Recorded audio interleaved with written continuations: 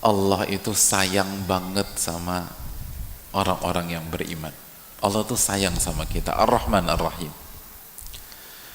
Dan salah satu bentuk kasih sayang Allah kepada kita, Allah buat kebahagiaan kita bukan terletak di luar, tapi terletak di dalam. Karena kalau Allah buat kebahagiaan kita di pihak luar, susah didapetinnya hadirin. Susah. Tapi Allah buat di dalam. Gimana biar bahagia? Bagaimana biar tenang? Bagaimana biar hidup gak ketakutan? Bagaimana hidup gak sedih? Allah berfirman dalam surat Ar-Ra'd ayat 28, ala bidzikrillahi tatmainnul qulub. Ketahuilah, dengan mengingat Allah hati menjadi tenang. Hati menjadi tenang. Ala bidzikrillahi tatmainnul qulub. Ketahuilah, dengan mengingat Allah hati jadi tenang. Kalau ketenangan kita terletak pada teman nongkrong kita, bagaimana kalau kita lagi ada masalah lalu mereka nggak ada yang nongkrong? Repot kita hadirin. Kalau ketenangan kita ada pada sahabat kita, begitu kita lagi drop, kita telepon, miss call terus, dia nggak ngangkat. Lu kemana aja mas? Kemarin gue lagi suntuk, lu ditelepon nggak bisa dihubungi. Suka begitu nggak hadirin? Coba jujur aja, jujur. Ini salah hadirin sekalian.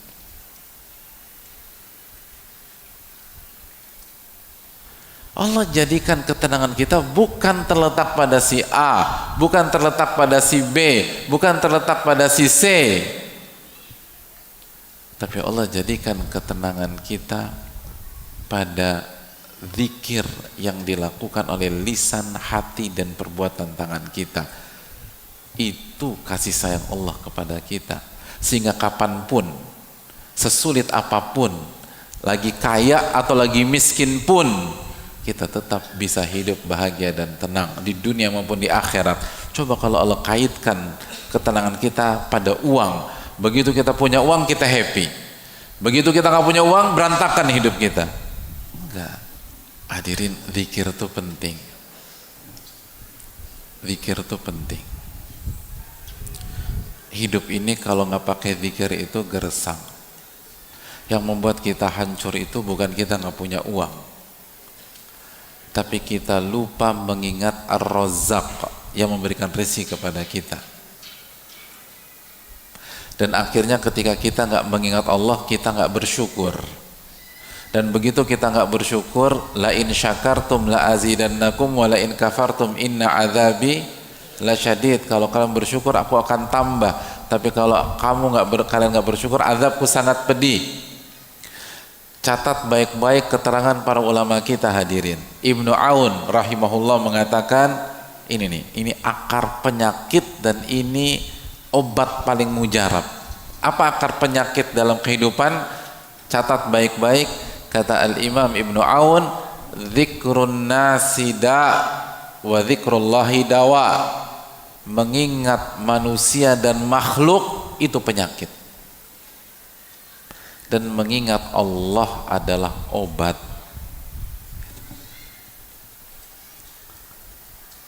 Mengingat manusia dan makhluk itu penyakit. Dan obatnya adalah mengingat Allah Subhanahu wa ta'ala. Coba jujur. Yang bikin kita nyesek, kesel,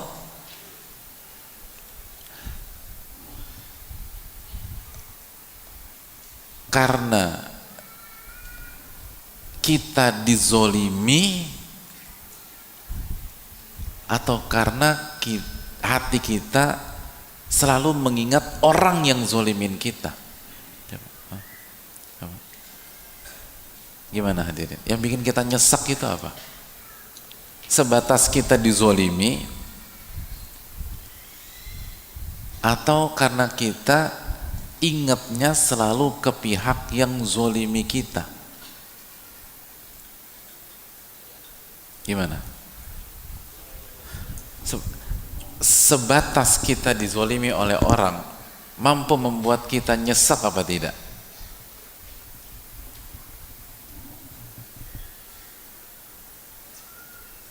Ibu-ibu, suami suka bikin ibu kecewa nggak? Masya Allah. Masya Allah. Tenang, tenang. Sebenarnya yang bikin kita kecewa, yang bikin kita nangis, karena suami kita menzalimi kita, atau karena kita lupa sama Allah pada saat suami kita zalimi kita. Bu, ibu-ibu, yang bilang sering tadi siapa? Udah pulang Pak Ustadz. Oh, udah pulang. Hadirin, yang buat kita nyesek itu bukan sebuah objek, bukan sebuah kondisi, bukan takdir Allah Subhanahu wa ta'ala. Tapi yang membuat kita hancur adalah pada saat itu terjadi kita lupa sama Allah. Kita lupa sama Allah.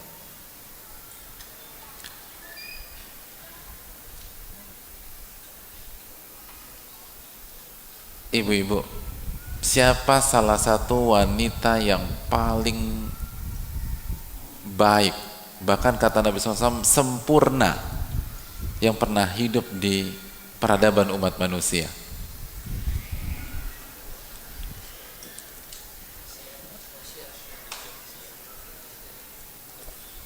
Pernah dengarkah kita tentang sosok yang bernama Asia? Ibu-ibu pernah dengar Asia? Oke. Saya ingin tanya sama ibu sekalian, Asia itu suaminya zolim apa enggak? Zoliman mana? Suaminya Asia atau suami ibu-ibu? Loh, jawab loh ibu-ibu. Hah, Bu?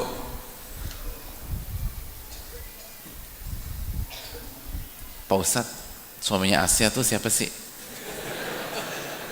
Tapi ya Pak Ustadz ya, saya rasa nih Pak Ustadz, suami saya lebih zolim Pak Ustadz. Pak Ustadz belum ketemu aja sama tuh orang.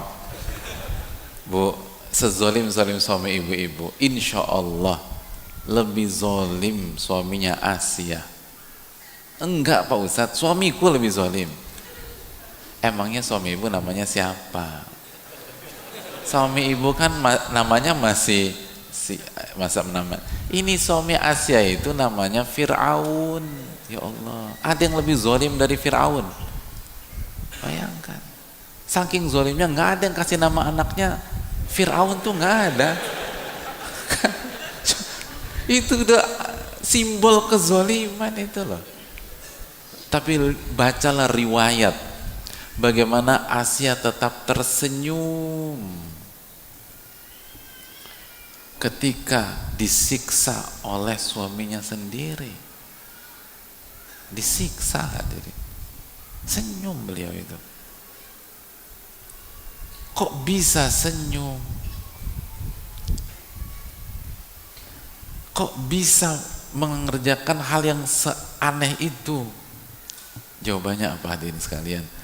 Karena pada saat suaminya menyiksa dia, beliau ingat sama Allah. Hadirin yang Allah muliakan, apa kata Allah Subhanahu wa ta'ala tentang Asia?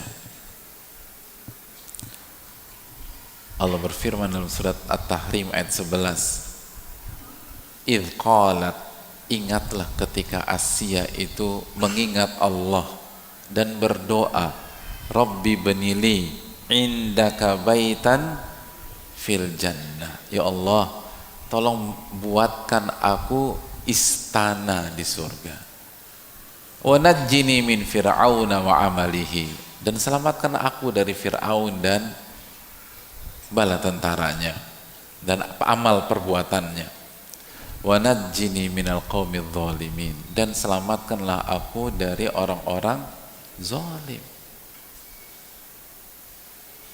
Itu hadir.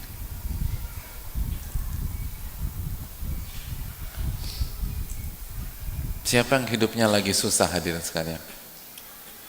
Masya Allah. Nggak ada. Siapa yang hidupnya lagi susah tapi nggak ngaku hadirin? Alhamdulillah nggak ada juga.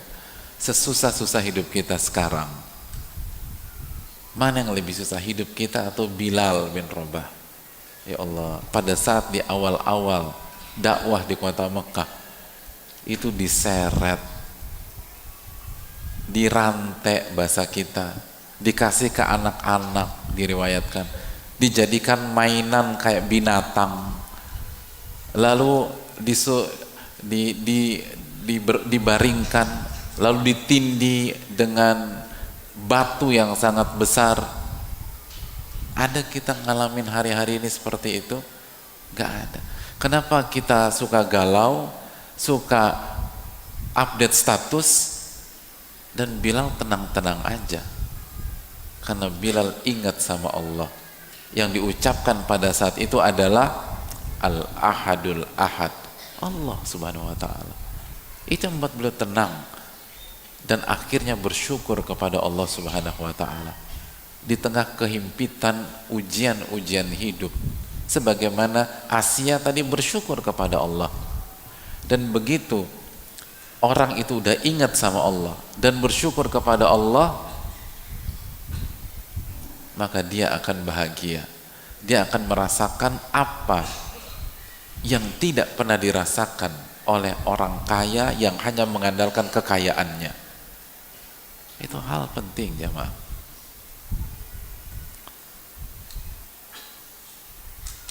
Hadirin, kekayaan itu konsepnya itu kan, kekayaan itu bukan angka tapi rasa. Itu kaya atau tidaknya kita bukan berkaitan dengan angka di tabungan kita atau angka di celengan kita, tapi kaya atau tidaknya kita itu berkaitan dengan rasa yang kita alami dalam dada kita. Nabi kita SAW bersabda, laisal gina an kathratil arad, innamal gina gina nafas, atau kama qala. Kekayaan itu bukan kekayaan aset atau harta. Kaya itu bukan pada saat Anda banyak harta dan aset, tapi kekayaan adalah kekayaan jiwa, kekayaan hati. Dan kapan kita kaya hati? Pada saat kita ingat kepada Allah, lalu orientasi kita menuju akhirat. Dan pada saat itu kata Nabi SAW, wa ja'alal ghina fi qalbihi, Allah akan masukkan kekayaan ke dalam hatinya.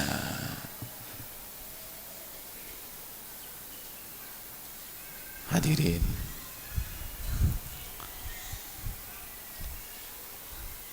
banyak orang itu nggak kaya tapi dia merasa mendapatkan apa yang nggak pernah dimiliki orang. Makanya kan ulama dulu mengatakan apa? Sampai ulama sekarang, ulama kita mengatakan ahlu dunia, ahli dunia itu yakhrujuna minad dunia, mereka keluar dari dunia tanpa pernah merasakan yang paling nikmat dari dunia. Allahu Akbar.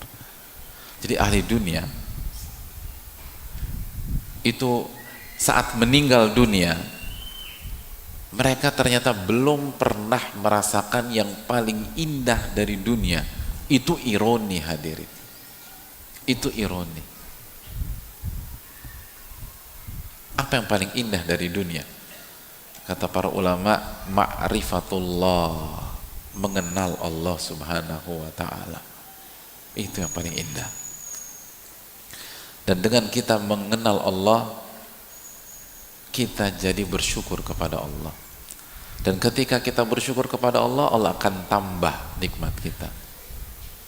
Allah akan tambah nikmat kita. La in syakartum la azidannakum. Kalau kalian bersyukur, aku tambah. Dan kalau kalian tidak bersyukur, inna azabi lasyadid, azabku sangat pedih.